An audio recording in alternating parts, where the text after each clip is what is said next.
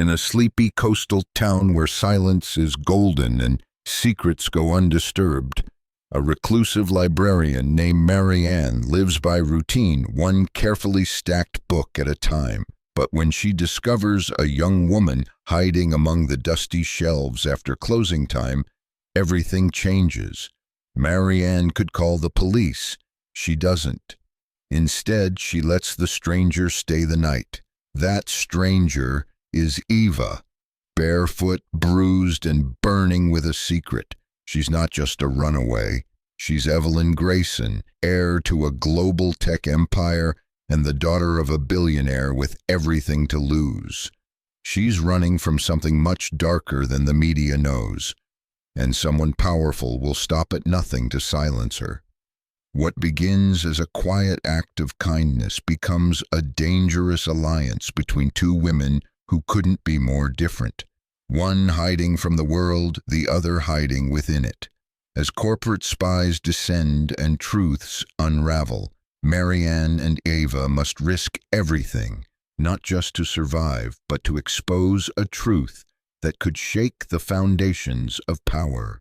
The bell above the library door jingled gently, though no one had walked in. Marianne Parker didn't flinch. She was used to it now. The bell chimed when the wind hit just right, slipping in through the aging window panes like a mischievous ghost.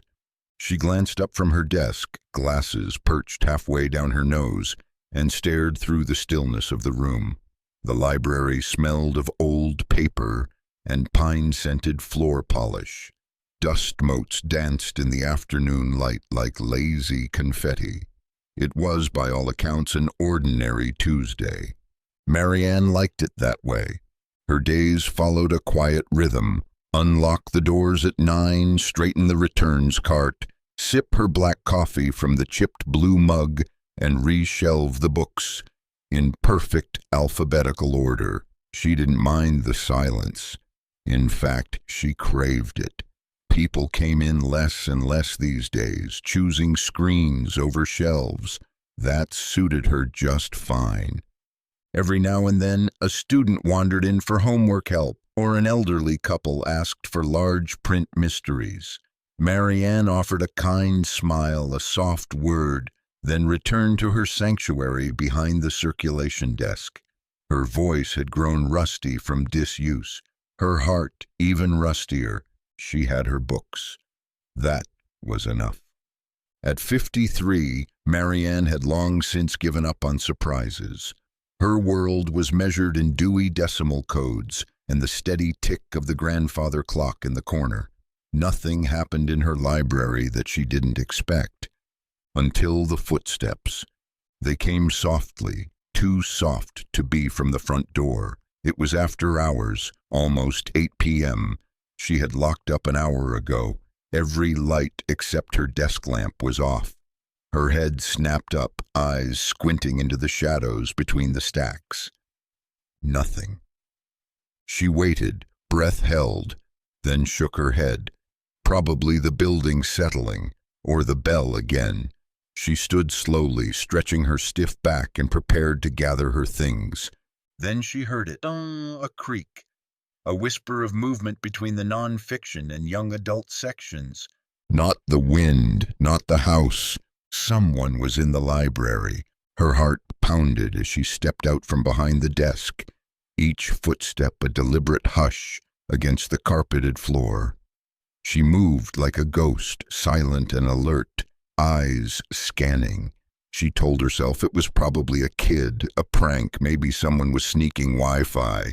But then she saw her. Curled up in the corner beneath a reading table, knees pulled to her chest, was a girl. A young woman, really, maybe 18 or 19. Her clothes were soaked, her dark hoodie clinging to her frame like a second skin. Mud streaked her jeans. Her eyes, wide and wary, met Marianne's with the same mix of fear and exhaustion she'd seen in stray animals. Neither of them spoke. Marianne opened her mouth, but the words didn't come. Who are you? What are you doing here? How did you get in? All reasonable questions, but none of them seemed right. The girl didn't run. She didn't beg. She just watched, holding her breath like a child who'd learned the world was safest when you made yourself invisible. Marianne stared at her for a long moment. Then, to her own surprise, she said quietly, "It's cold tonight." The girl blinked, then nodded once, cautious, confused. "There's a couch in the staff room," Marianne added. "It's not much, but it's warmer than the floor." The girl didn't move. Marianne turned and walked back toward her office. She left the door open. Minutes passed. Then soft footfalls followed. The girl entered, dripping water onto the linoleum. Marianne handed her a towel and pointed to the couch. No questions, no names, just silence. That night, Marianne left the library key on the desk. Something had shifted, something unspoken had begun, and for the first time in years, she didn't mind the silence. The next morning, Marianne arrived earlier than usual.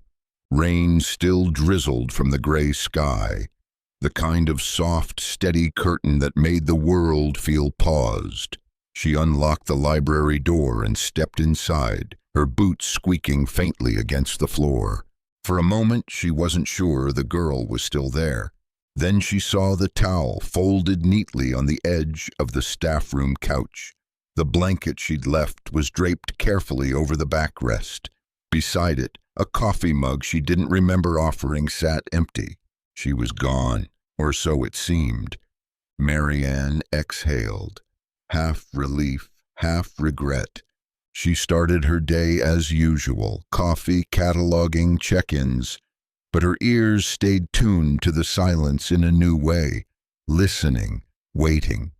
It was past noon when she found it, a folded napkin beside the returns cart.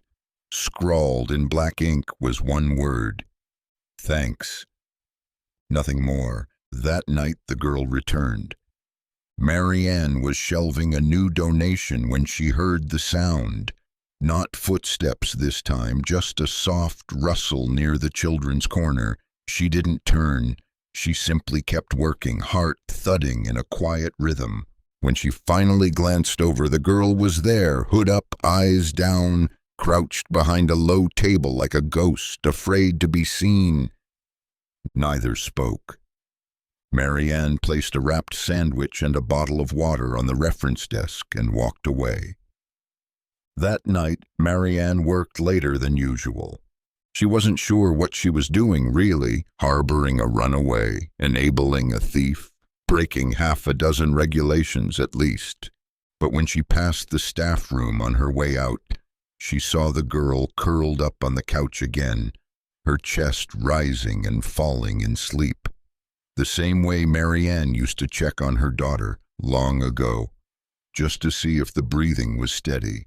She turned off the light and left the door open. Days passed. The routine evolved like a ritual neither woman acknowledged aloud. Marianne would arrive early. The girl would be gone. By dusk, she would return like clockwork. Slipping in through the broken window in the back, Marianne pretended not to notice. They said little, mostly nothing.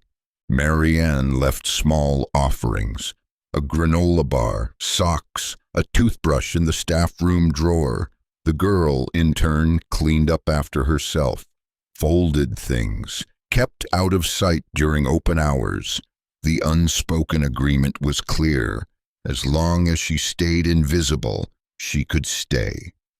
On the fourth night, Marianne found her in the biography section, sitting cross-legged on the floor, flipping through a worn copy of Steve Jobs. Marianne paused. "You like biographies?" The girl didn't look up. "Not really, just curious." Her voice was soft, low, educated, Marianne noted. Clear diction, calm tone, not what she'd expected. "What's your name?" she asked gently. The girl stiffened. "Does it matter?" "No," Marianne said after a moment. "Not if you don't want it to." A silence stretched between them. Then the girl spoke so quietly it could have been imagined. "Eva." Marianne nodded. Well, Eva, you're safe here for now. She left her with the book and walked away. That night, as the library settled into its hush, Marianne sat in her office staring at the security monitor. The cameras were old. One had a dead pixel in the top left corner. She didn't mind. She clicked through the day's footage. It was mostly empty shelves and flickering lights.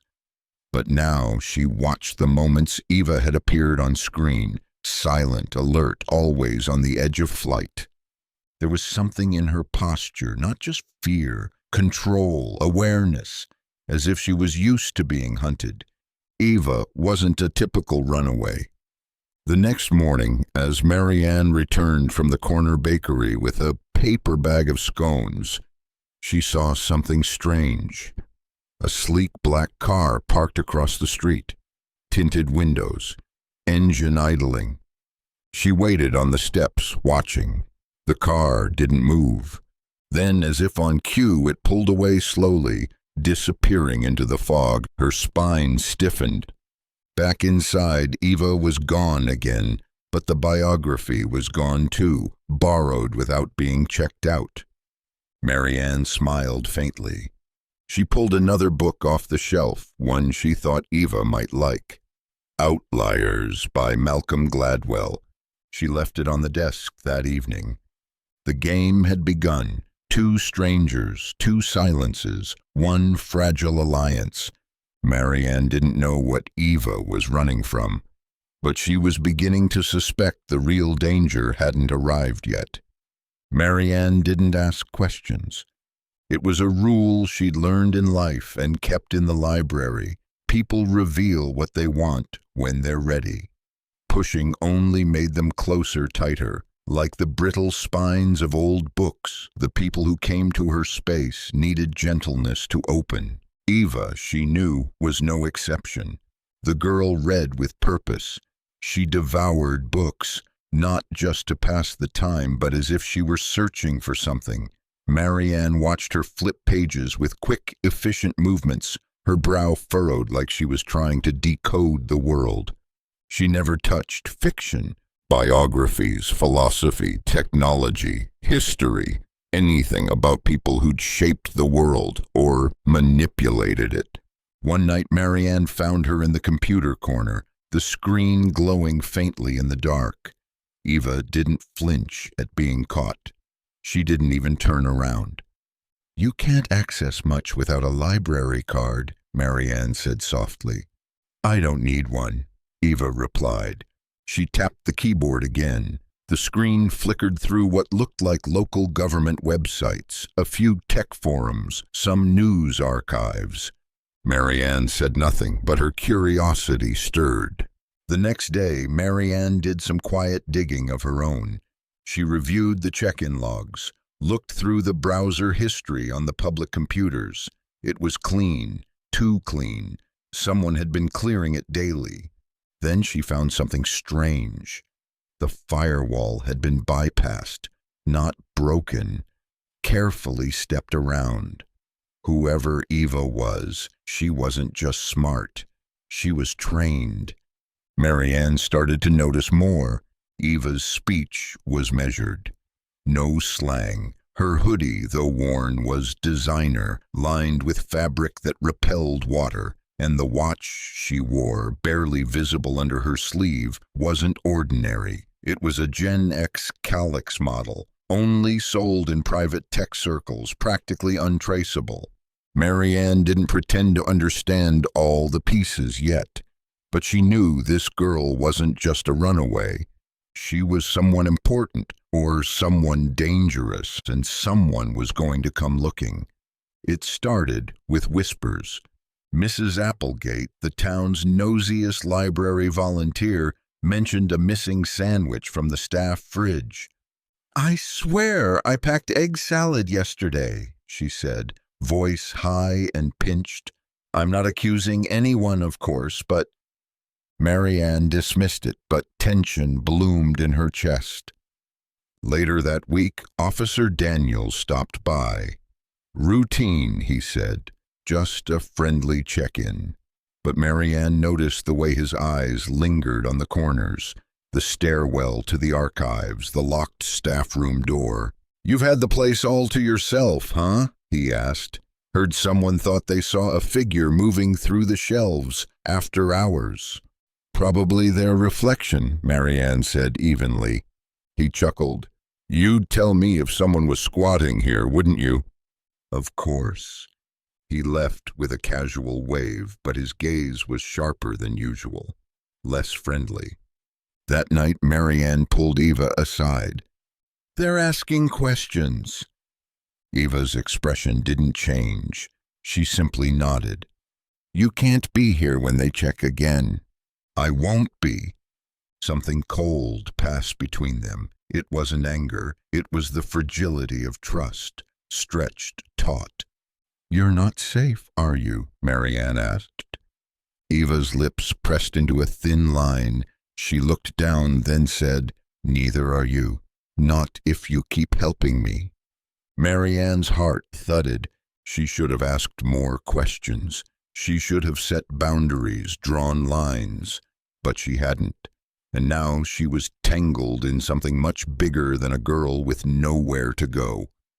That night she checked the locks twice, drew the blinds, turned off every light but one.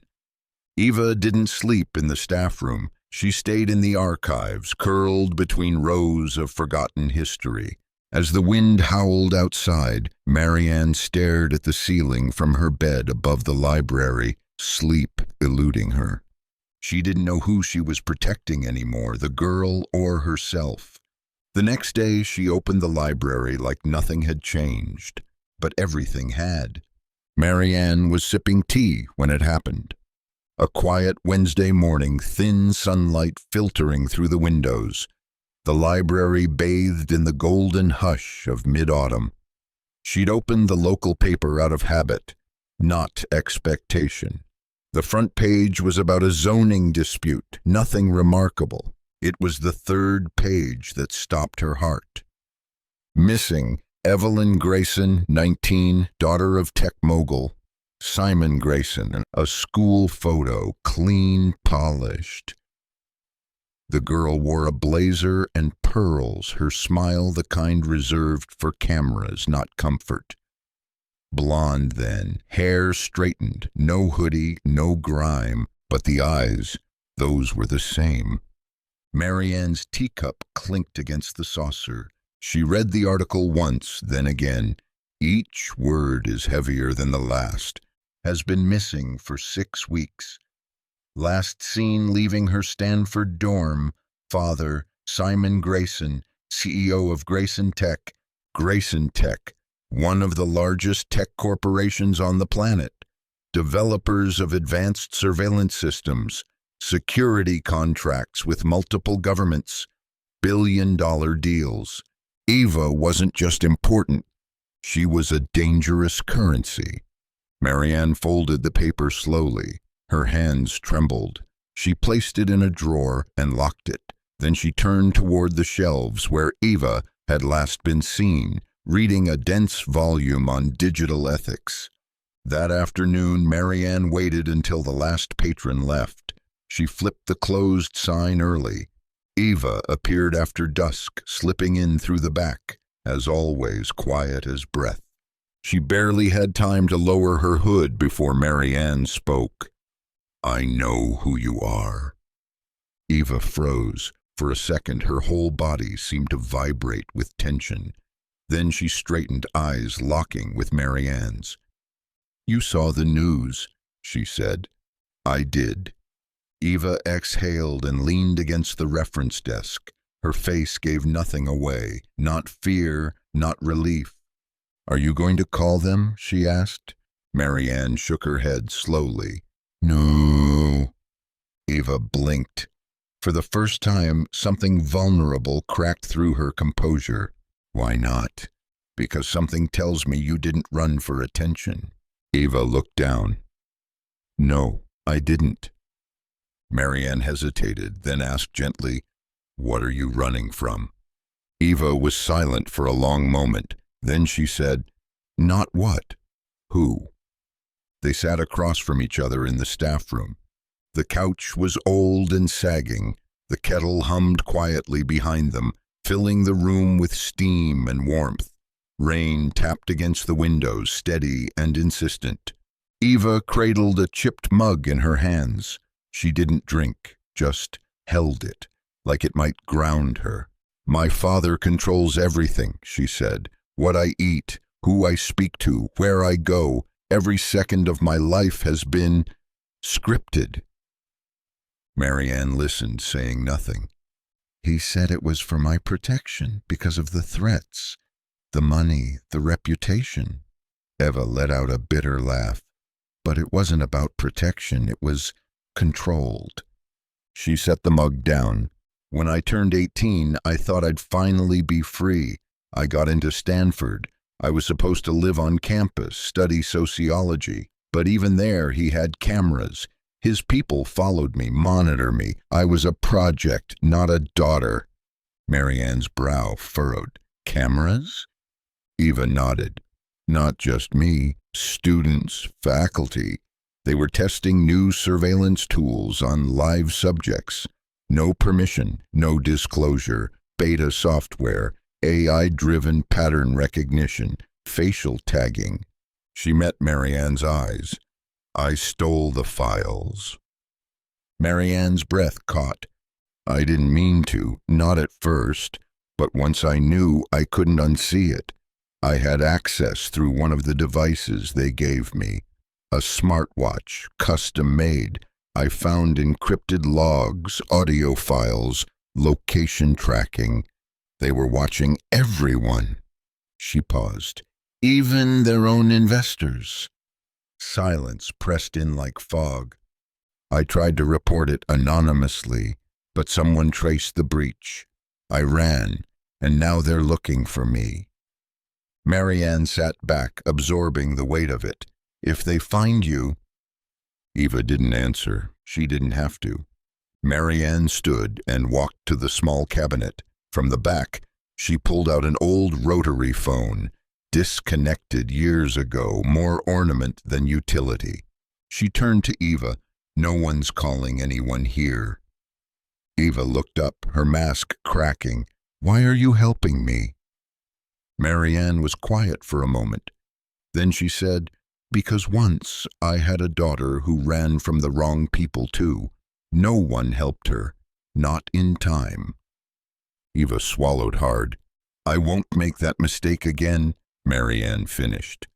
The storm outside deepened, but inside, for the first time, Eva looked warm, safe. Marianne knew that wouldn't last. But for now, it was enough. Marianne sat by the archive window, her eyes drifting to the ocean just beyond the trees. The library, nestled on the town's edge, overlooked the cliffside like a forgotten watchtower. She could see the tide pulling in, slow, deliberate, relentless.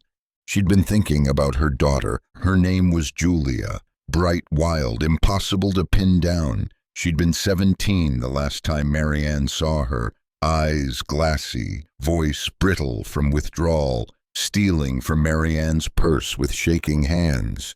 "I'm not sick, Mom, I'm just alive." That was the last thing she said, before disappearing into the night. Julia died 2 years later, overdose, in a gas station restroom, miles from any city she'd ever lived in. Marianne never forgave herself for being too late. That morning she found Eva sitting in the stacks, wrapped in one of the library's old quilts. She was rereading Brave New World, her expression distant. "I used to hate this book," Eva said without looking up. "Now it feels more like non-fiction." Marianne smiled faintly. "It's one of my favorites." "You think we're already there?" Marianne sat beside her. "I think we're always on the edge of something like it." They were quite a moment. Then Marianne said softly, "I had a daughter once, Julia." Eva glanced at her. She was brilliant, wild. She thought the world would bend if she just pushed hard enough. What happened? She fell in with people who saw her as a way out, a resource. She disappeared, and by the time I found her, it was too late.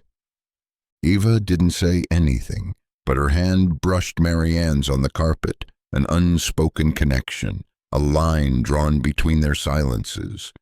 "You remind me of her," Marianne said, "but you also remind me of myself, the way you carry everything without asking anyone to share it."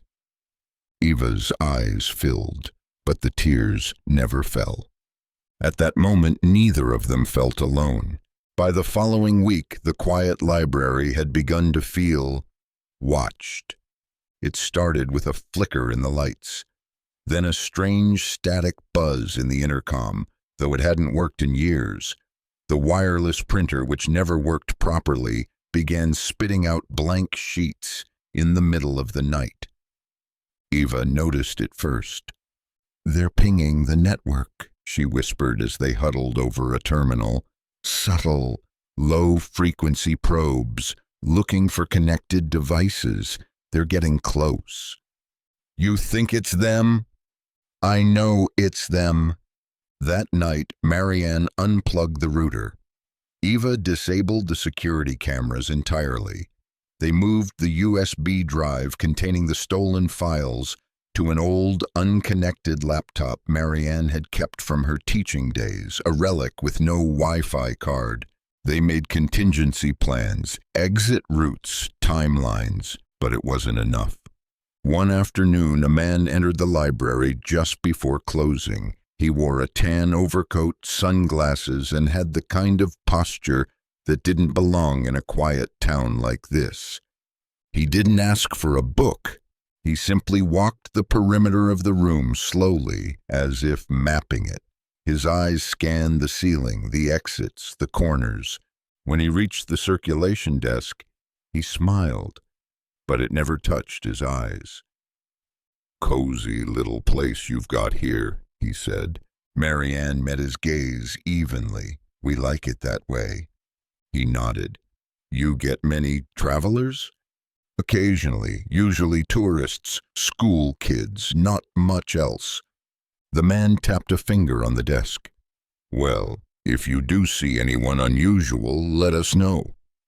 He slid a business card across the counter. It had no name, just a black logo embossed in the center, a symbol Marianne didn't recognize. She didn't pick it up. He left without another word. Eva emerged from the basement an hour later, face pale. "That was one of them," she whispered. "Private security. Grayson's dogs." Marianne stared at the card still lying on the desk. "We're out of time." The library's walls felt thinner. The quiet, once comforting, now held teeth. Eva began sleeping in 2-hour shifts. She rigged motion sensors in the stairwells using broken cell phones. Marianne kept a flashlight and a can of pepper spray by her bed. Neither admitted they were scared, but they were. One night, Eva appeared in Marianne's doorway, holding a flash drive between 2 fingers. "This is everything," she said. "The full data set, access logs, audio intercepts, recordings of private conversations, government officials, investors." Marianne sat up. "What are you going to do with it?" Eva hesitated. "I was going to leak it, dump it online, but that'll just make me a fugitive, a traitor. My father will spin it. And if you don't, then he wins. The tech gets buried deeper, rolled out to more governments, more control." Marianne stood and walked to her. "What do you need?" Eva looked at her, really looked, and for the first time she didn't seem like a runaway. She looked like someone who had chosen something hard and irreversible. "I need a journalist." Marianne nodded. "I know someone, a former student. He runs an independent site now. Real investigative stuff." Eva clutched the flash drive tighter. "Then let's do it." Outside, the night stretched quiet and infinite. But inside the library, a fire had been lit. The library's back office hadn't seen this much activity in years. The old laptop, dusty, beige, and barely alive, whirred to life under Eva's touch. Marianne watched as she bypassed login screens with the ease of someone who'd done it 100 times. Eva plugged in the flash drive and lines of code lit up the screen. They weren't just sending files. They were lighting a fuse. Marianne had called the journalist that morning. His name was Adam Keene. He had been one of her brightest students once, before he'd left the university to start a fiercely independent media site focused on digital privacy and corruption. He didn't ask many questions over the phone, just listened, then gave them a secure upload link and said, "You have 2 hours. After that, we'll go dark." Eva uploaded the core data first. Access logs, footage, metadata of the surveillance programs being run through Grayson Tech's experimental hardware, software quietly installed in government offices, university campuses, and private homes. Next came the audio files, conversations between politicians, unaware they were being recorded, sensitive board meetings, even a chilling call between Simon Grayson and a U.S. senator discussing the need for non-transparent compliance models. Marianne felt sick. "Almost done," Eva whispered. "This is the last batch. The investor calls." Then, static. The laptop's screen went black. "Wait, no. Eva tapped furiously. Nothing. The machine was dead. "Did it finish?" Marianne asked, heart racing. "I don't know." Eva yanked the flash drive and bolted to the circulation desk where a backup terminal still hummed. She plugged it in and refreshed the upload page. A green check mark. Success. They exhaled together. For a moment there was peace. Then a knock shattered it. 3 hard raps at the front door. They froze. Another knock, then a man's voice. "Miss Parker, we'd like a word." Marianne flicked off the lights. Eva slipped into the stacks like a shadow, vanishing toward the staff exit. They had practiced this, escape route, fallback signals, hiding places, but Marianne's hands still shook. She cracked the front door an inch. 2 men stood in the darkness wearing nondescript jackets, eyes sharp and colorless. One of them held the business card from last week between 2 fingers. "We believe someone may be using your network for illegal activity," he said smoothly. "We've traced some unusual data traffic here." "You'll need a warrant," Marianne said, voice steady. He smiled. "That can be arranged." She shut the door. By the time she reached the back, Eva was already gone. Later that night, Marianne sat at her kitchen table, staring at the card they'd left behind. This time, it came with a second piece, an envelope. Inside, a printed screenshot from a security camera, black and white, grainy but unmistakable. Eva, walking through the children's section, hoodie half fallen, her face visible. She stared at the image, then at the tiny type in the corner, provided by Mr. Harold Whitmore. Marianne blinked. Whitmore was her colleague, the assistant archivist, retired 2 years ago but still came by once a week to sort historical newspapers and chat over tea. He'd always been pleasant, quiet, helpful. She hadn't told him anything, but he'd seen Eva, asked innocent questions, smiled politely, and he'd sold them out. The betrayal cut deep, not because she was surprised. Betrayals never surprised her anymore, but because it had come so quietly, like everything else. She grabbed her coat, locked up the library behind her, and walked into the night. Eva needed to know. They met at the old lighthouse. Eva waited in the shadows, backpack slung over her shoulder. Her eyes scanned every direction before Marianne even approached. "You were followed," she said without greeting. I wasn't, Marianne replied. But we're burned. They have a photo, a witness. Eva sighed. I know. They tried to intercept the upload, cut the signal mid-transfer. They didn't succeed. Eva looked up. Hope flickered. You're sure? Marianne pulled out her phone and showed her the message. A single text from Adam. We got it. Publishing at midnight. Tell her she's safe, for now. Eva smiled, the first real smile Marianne had seen from her. Then headlights flashed across the cliffside. They're here. They didn't wait. They ran. Down a coastal path, slick with moss and rain. Through narrow alleys, across backyards and empty driveways. Marianne knew the town's every shortcut. Eva followed like a shadow, fast and sure. By the time they reached the beachside motel, the hacker was already waiting. His name was Max, 19, nervous, twitchy. He wore a hoodie too big for him and carried a laptop covered in stickers. You're late, he whispered. I've got a car and burner phones. We've got 2 hours before this place lights up. They piled in. The car sped off down the highway, disappearing into the dark. Behind them, the town stayed silent. But the truth was now louder than anything Grayson Tech could bury, and for the first time since she opened the door to a frightened girl in a hoodie, Marianne let herself hope.